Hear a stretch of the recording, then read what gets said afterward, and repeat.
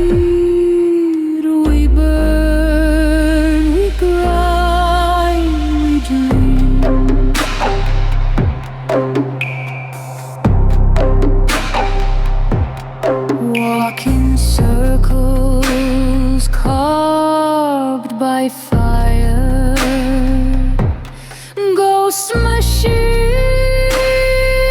still waiting quiet. Skies remember, soil sings.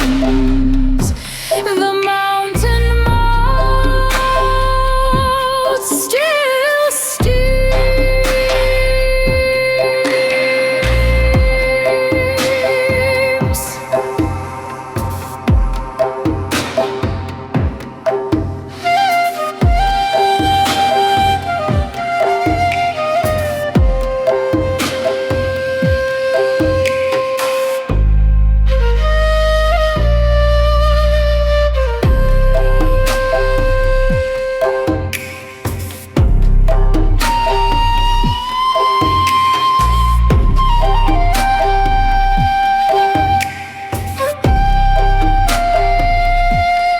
Drink to know the blades return.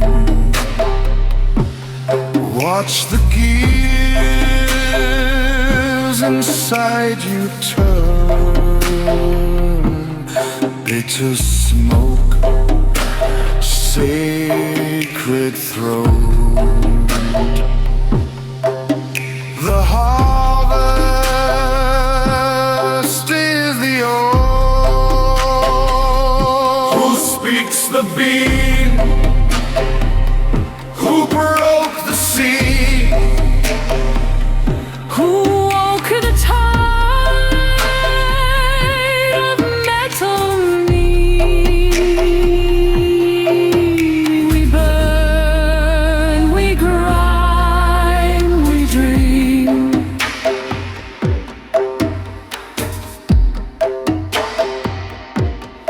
Under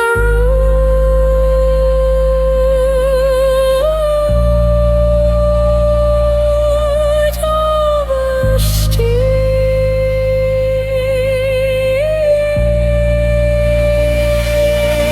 Under root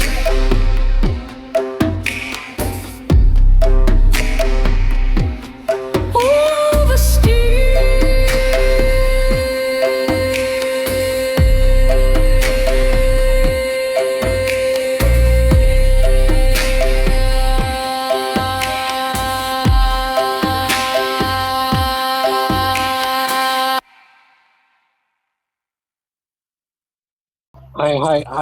Hey, here's Willie.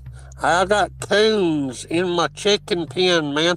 I need to go check out them coons. I appreciate y'all, man. I'll talk to you a little bit later on. Y'all be Take it good easy, now. man. On my website, WillieLeeV@gmail.com. Hey, y'all can look at Willie. Y'all can look at Willie Lee 1971 over on minds.com too, man. I appreciate y'all, man. I'm out of here. Love you, Willie. Take Alright. it easy, man. Yeah. Peace. Yeah, but I mean, actually, not only that, but Ybor City is one of the only cities in Florida. Like the whole damn city is owned by. There are chickens everywhere. I mean, literally, there are chickens laying eggs like on the road in Ybor City because you can't take them. They're actually protected. So, and they're the little guys, like little Bantam chickens. So it's like you'd be walking down the street and you'll hear this like weird sound and look like behind the bush and there's a hen laying an egg.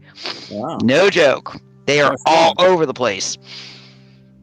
So civilization collapses, you know where to go to get some eggs. Dude, I always said that. God, if crap ever hits the fan, there's your chicken. There's your dinner. Yeah.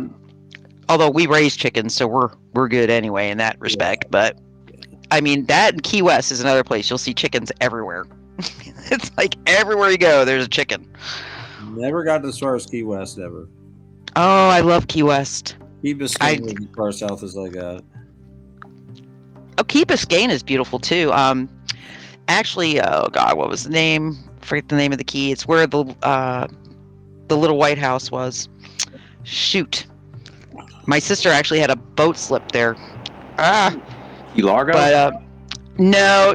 It's a little tiny key between Deer Key and I want to say I forget the name of the other key, but it's it's a small linked key, Huh. and literally you come over, you can see the resort that was the little White House. And then of course the boat slips, and you have maybe a half a mile between that and the next bridge to go to the next link. And actually I think Deer Key is the next link, which is, everybody knows when they're on Deer Key because you'll look up and you'll see speed limit 17 miles an hour.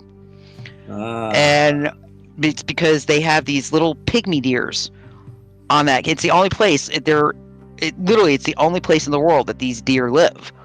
But they're itty bitty little tiny. They look like little dogs. Wow. And they're all over this one little island. It's called Deer Key.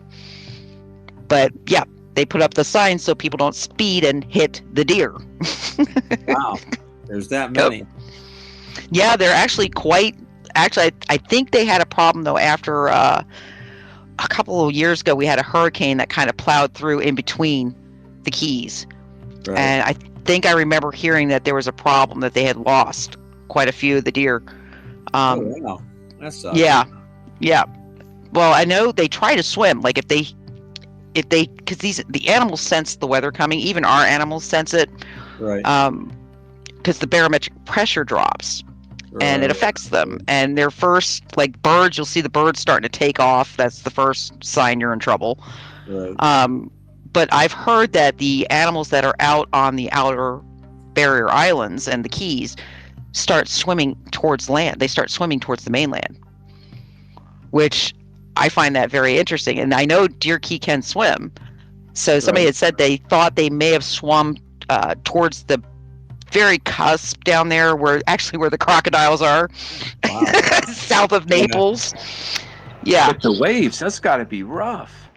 No, because they're kind of protected on so the northern side of the Keys, you have like a cusp there between the state of Florida proper and this island chain. And you have to understand that the island chain actually kind of swings almost in a circle. So it's almost like a bay between like Key West and say Naples.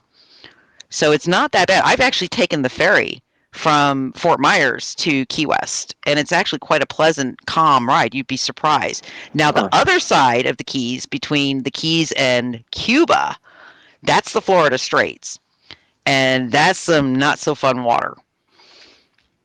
So that's it's unpredictable water. Wow. So That's and that's where I wonder if any of them deers have made it to the mainland.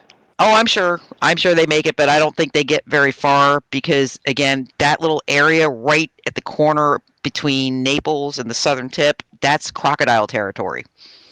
Ooh. So, yeah, American crocodiles. We don't.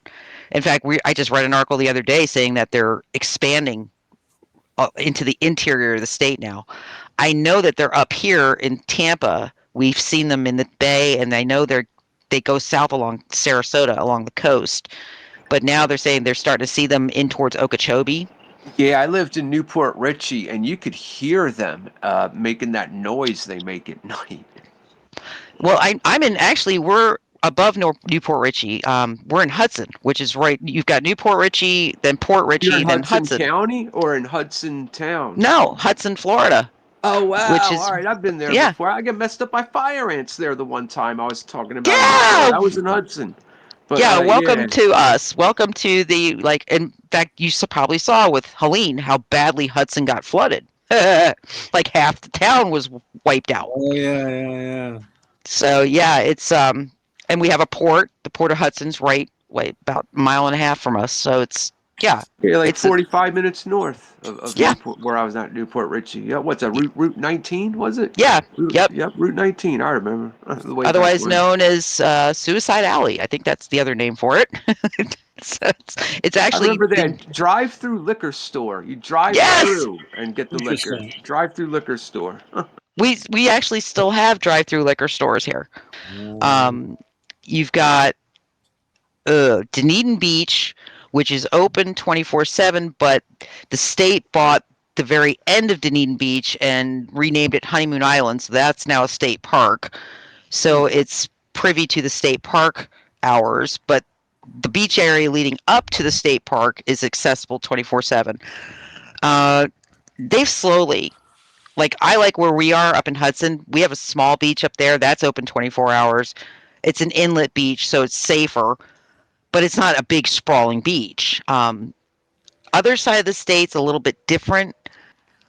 That's one thing So, I always remember about Miami. Even in the city there, I noticed there was so many more cranes than, hmm like a normal city. I was down there for Hurricane Irma, and they would have loved to have taken the cranes down, but there was just way too many of them. They had to just roll with it. well, Miami's sinking, and so it's always a, a case of fixing up their buildings. And that's not because of global warming, idiots. It's because of weathering and because they built out on the coastline. You can't, and they built on swampland. The whole I state's a always, sandbar, man. That's really, it's not a very stable place. no, I mean, it's kind of like New York City. It's like, hey, idiots, eventually it's going to go underwater. Why? Because, well, you're below sea level in half of Manhattan. I mean, it's like, Right. let's do a little thinking here.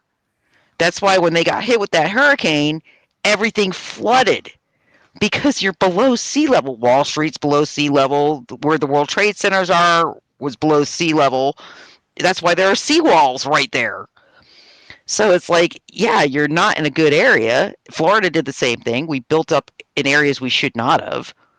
Um, but is the state sinking? No. Parts of Miami are because they're below freaking sea level. Right.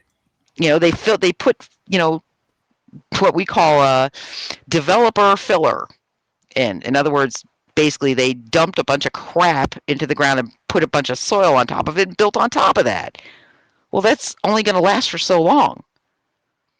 And as soon as we get, seasons like we did this year, which is long periods of dry and then tumultuous amounts of wet and then long dry and then very, very wet, it's not consistent. The ground shifts when that happens.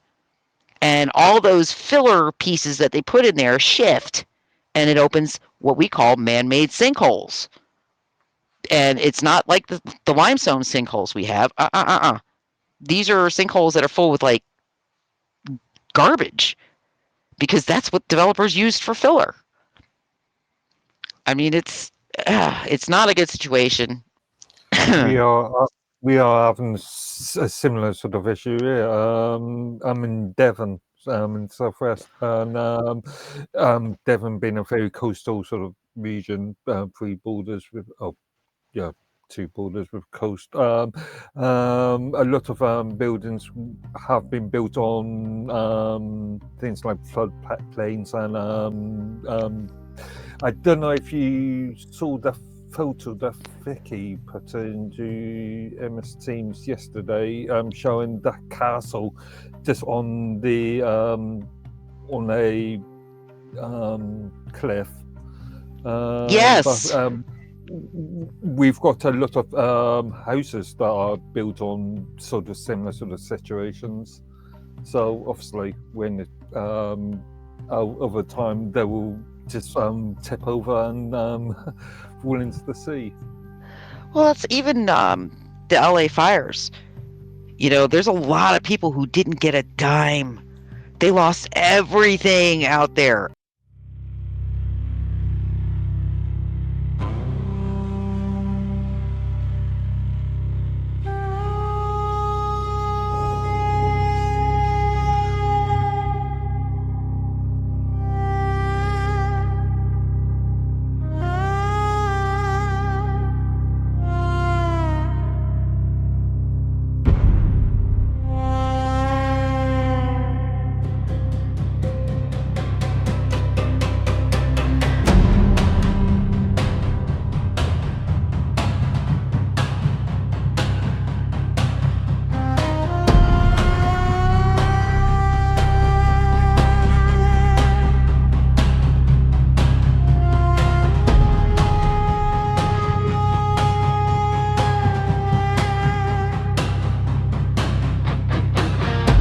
Far beyond the mountains, past the broken stone, two dark dungeons waiting, where the cold has grown. through the cabins breathing ash and ancient dust. We must break the daylight or decay to rust.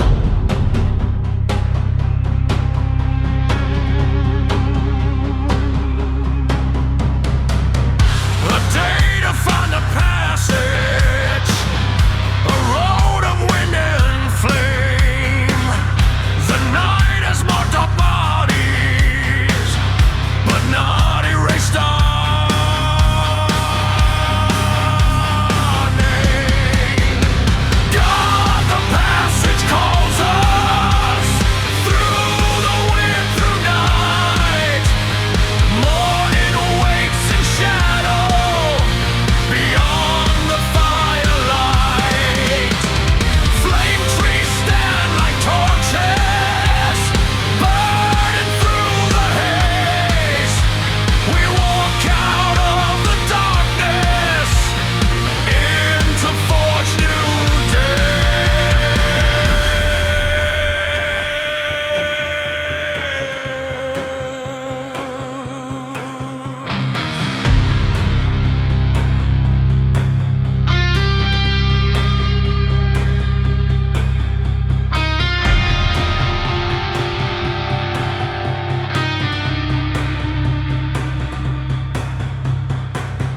The wind speaks in the valleys.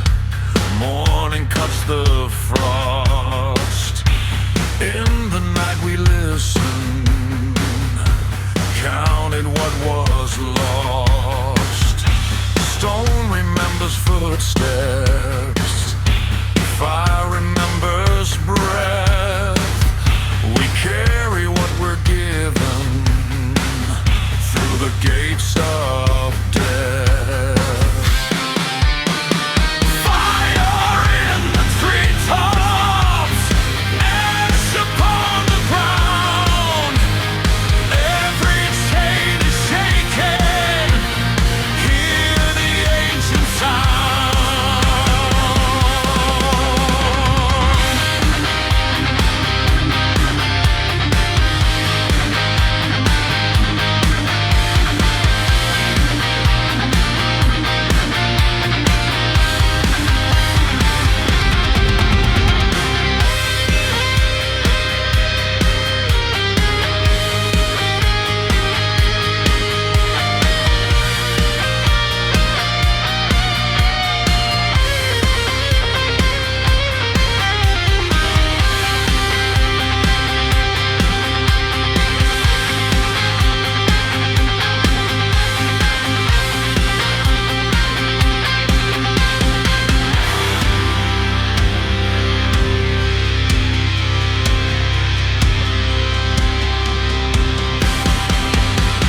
God, the passage opens when we choose to stand. Through the wind, through shadow, into promised land. Flame trees light the ending. Stone and fire obey. We walk out of the darkness and claim the break of day.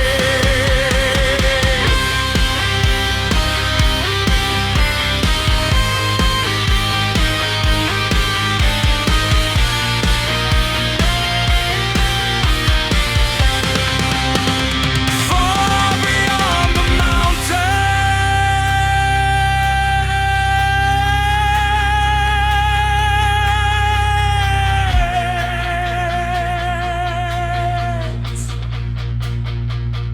we found a way.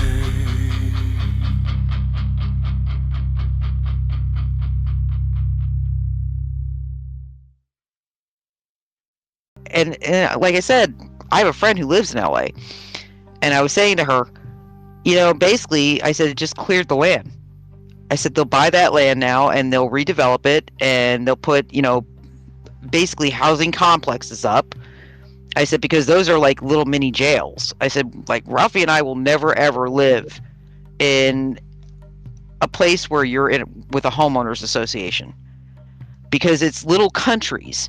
They have their own set of documents, their own set of laws, and you are basically tied to them. And you have to pay fees and everything else for the privilege of living in the house that you bought on the land that you pay for. So it's like I said to him, I will always live rurally. I don't want to be in a city. I know he likes cities. He likes city living. I am not a city girl at all. And I like being able to have chickens. I like, being able to have a rooster. I like being able to plant food if I want to. Because I know a lot of these associations, especially in Florida, you can't plant any kind of food, anything that would give you sustenance. You have to, like, the front of your house has to look a certain way. You can't paint it what color you want it to be. It has to be whatever they tell you or is in the bylaws. I mean, it's literally like a little country. And I think I told you guys that I was a property manager in my 20s. I was like one of the youngest property managers in this area. And it used to drive me nuts because the rules were ridiculous. And I thought to myself, people are paying millions of dollars for these houses, and they can't do snot with their house. They changed the recipe for most of the brands for the last couple of years, and into using more palm oil and using less cocoa, using the American sort of method, and their chocolate is disgusting, and I cannot stand chocolates like Hershey's. That's just sickly, disgusting, revolting stuff. Yeah, my grandfather was born and raised in Holland, and he used to always bring us back real chocolate when he came back from Holland. Nice. Oh. Hey, I'm checking to make sure, but I think Nancy ended up losing. Yeah. Raf, you still there? No, he just sent a text message in this chat just saying they're hurting. Oh, I see it. I see it. Yeah. Yeah. You want to do a script tonight, Otto? I just generated a script, but then we just lost two people. I don't know. Do you guys want to do a script? You want to do a script with us, MC? It's pretty cool. Actually, I was gonna probably be on my way out too. Yeah, I've been hanging out for a couple hours. They're usually short. Just you get the. All right, well, whatever. Yeah, it's what is it? What's a script? Script in my world, something else. Pirates. You get to be a pirate and read script off of a script. All right. What? I sent you a thing. What pirate captain name do you want? Who, me? I'll be Pegleg Pete. Pete. All right. Hang on a minute. Pegleg Pete. Let's see. So Mock Edworthy and Pegleg Pete. I forgot what my name is. You were Captain Jolly Roger. Oh, Jolly Roger. There we go. Captain Pegleg Pete and Jolly Roger, and I'm gonna make Pegleg Pete your first officer. Awesome. How about that? So we'll see how that works. Oh, we could make him a captain, but we're all captains. Hey, it's fine. Jeffy made me. See, I had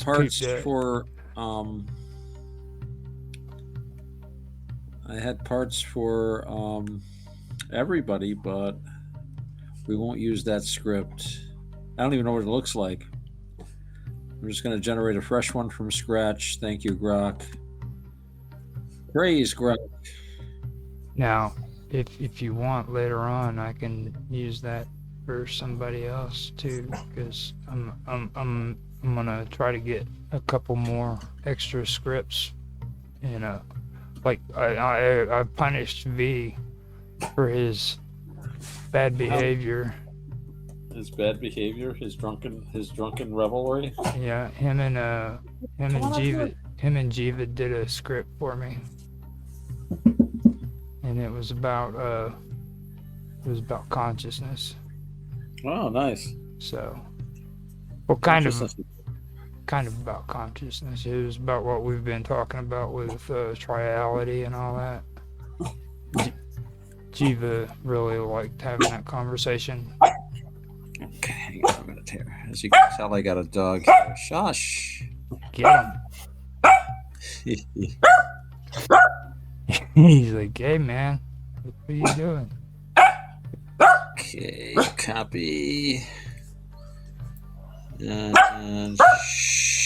You better pick him up and give him some loving, man, because it sounds like he's definitely wanting your attention. she wants more snacks. Oh, She had her dinner. she wants more. Yeah. Unless she wants to go out again. She was just out. You need to go out again? That's what I was thinking. OUT. You gotta go out again? You were just out. It's like 30 degrees out there. Well, she's not a male, so nothing's gonna freeze. 30 degrees from it. I was going to say 30 degrees. That's extremely warm. But I was thinking centigrade. Yeah, you're over there across the pond. Yeah. So what do you think about the show so far, MC?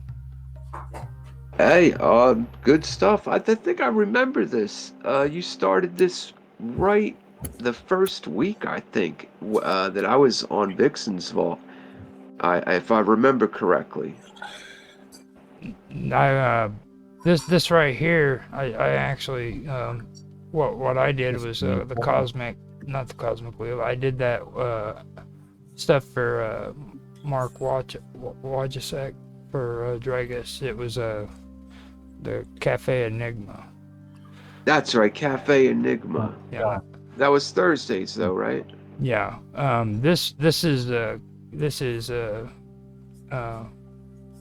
quantum gathering. Now this is something that I was involved in like a year ago with Otto and bobdub, and this is if you get a chance to come on here again, man, you've got to meet bobdub. You'll love her to death. She is something else. Me, Mark, and Otto know bobdub already, but like, I mean, she's an interesting character. I'll put it that way. She'll make it to where you'll actually start talking about bumblebees and shit and like it.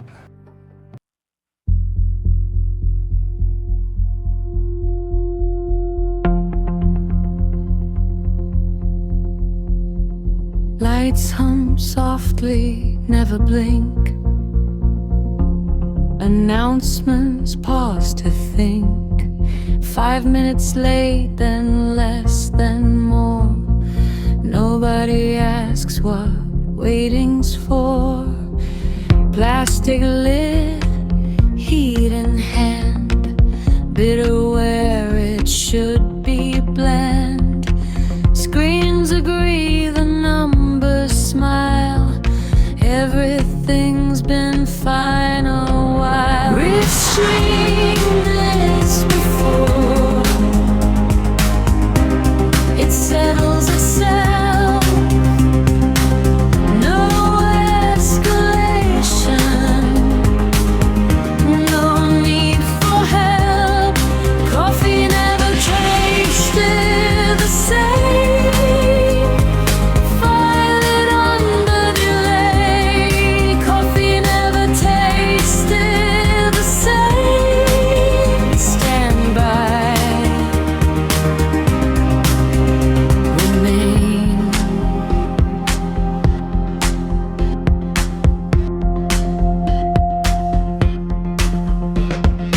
Exit signs perform their role. Visible but never whole. Doors obey, the train arrives. Nobody boards, everyone survives. Tablet clears, the log resets. No cause found, no threats detected. Human error smoothed away. Nothing left that needs to say. We've seen this before. It settles itself. No escalation.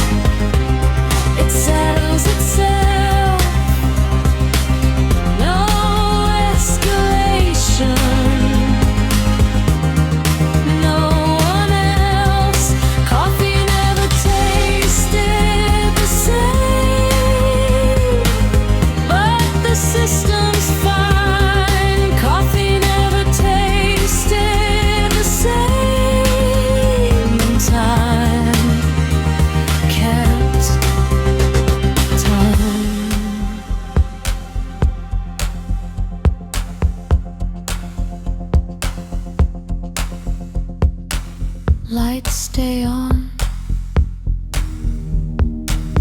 doors stay open, no correction, operational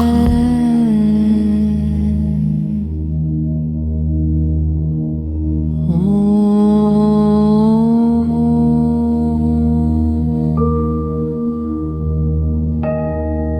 Breathe in, breathe out. Mind returns to now. Form is empty. Empty is form. Gate, gate, paragate, parasamge, bodhisattva.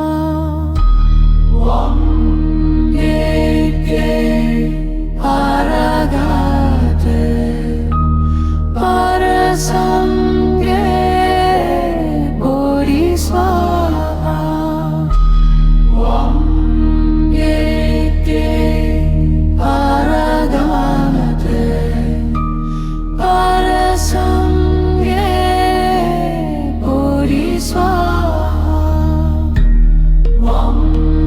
Gate, gate, paragate, parasamge,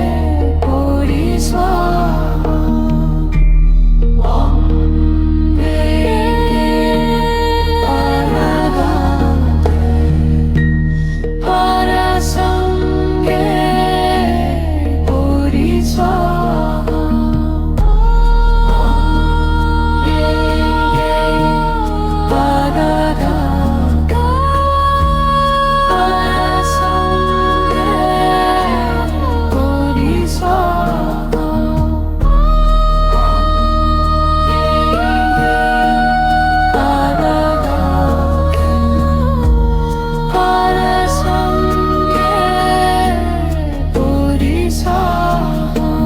Walking the middle way, awake at peace. Walking the middle way, awake at peace. Walking the middle way, awake at peace.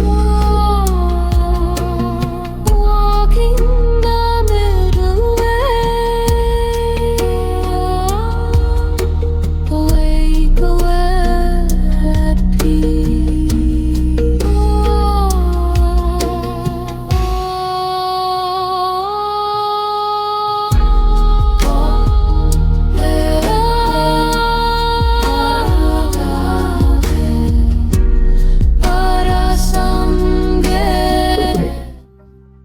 The chronicle begins. Hear now, wanderers of the void, a tale older than the dust of dying suns, a saga whispered by star priests, etched in the rings of forgotten planets, the myth of the three brothers. Scene 1, the River of Unmaking. In the age before ages, the brothers journeyed across the celestial expanse.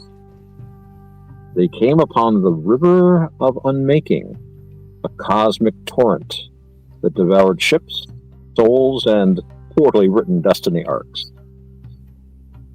A river that erases existence? I thought vending machines. Sorry, I misread that. I thought vending machines more dangerous. Look at it, swirling like the universe's drainpipe of doom. I love it. Let's cross before one of you tries to bottle it. With their arcane tech, they forged a bridge of crystallized starlight, and the cosmos shuddered, for they had cheated the oldest law. Thunderous cosmic sigh echoes. Oh, stars above, I leave for 1 millennium-long lunch break, and someone rewrites physics. Scene 2. The pale administrator arrives. Brothers of the mortal coil, you have crossed the river of unmaking. Tradition demands our rewards such audacity. Tradition also demands paperwork. Lots of paperwork. Grant me a weapon worthy of legend, blade or beam that bends galaxies to my will. Give me the power to call back the soul I lost. Preferably one who won't file a complaint this time. I ask only for the freedom to walk unseen by you, a pale one. Oh, pale one. Wonderful. One wants conquest, one wants necromancy, and the other wants to unsubscribe from my newsletter. Scene 3. The Gifts of Fate. The first... That guy go by. Scene 3. The Gifts of Fate. The first brother's gift. To you, eldest, I bestow the Elder Star Lance. Forged from the spine of a collapsed sun, it will pierce anything, matter, antimatter, even fragile egos. I shall name it the Beam of Destiny. Don't. Please don't. The second brother's gift. To you, Seeker of Echoes, I grant the Stone of Returning Voices. Turn it thrice, and a soul shall answer your call. Finally, a chance to fix my romantic catastrophes. It summons spirits, not relationship counselors. The third brother's gift. And to you, the youngest, take this cloak. The cloak of veiled realms, woven from the shadows between dimensions, that hides you from everyone, even myself. I accept with gratitude. You're the only one who ever says that. Scene 4. The Fates. Sorry about that. Scene 4. The Fates Written in the Stars. The first brother. The Warrior's Folly.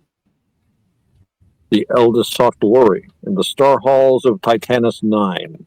He boasted of his star lance, challenged all who breathed. Behold, the Beam of Destiny. Fear me, mortals. He was struck down by a jealous rival who preferred quieter weapons. Because of death, hubris, and naming your weapon is something ridiculous. You really shouldn't sleep that much. The second brother, the Echo's Lament. The second brother turned the stone thrice. A shimmering figure emerged, the one he had loved. I'll just read it. Romus, you dragged me from eternal peace. I had a hammock and snacks. I can fix this. Whoops. Splash. Because of death, emotional turbulence, near cosmic hazards. The third brother, the wise voyager. The youngest wandered the galaxies unseen, slipping between realms like a whisper. He lived long, learned much, and troubled no one. When his time grew near, he removed the cloak and awaited the pale administrator. You lasted longer than most. Well played. I greet you as an old friend. Then let us walk together, not as hunter and hunted, but just once as equals. Closing. The legend endures. Thus ends the star myth of the three brothers, one who sought dominion, one who sought the past, and one who sought wisdom.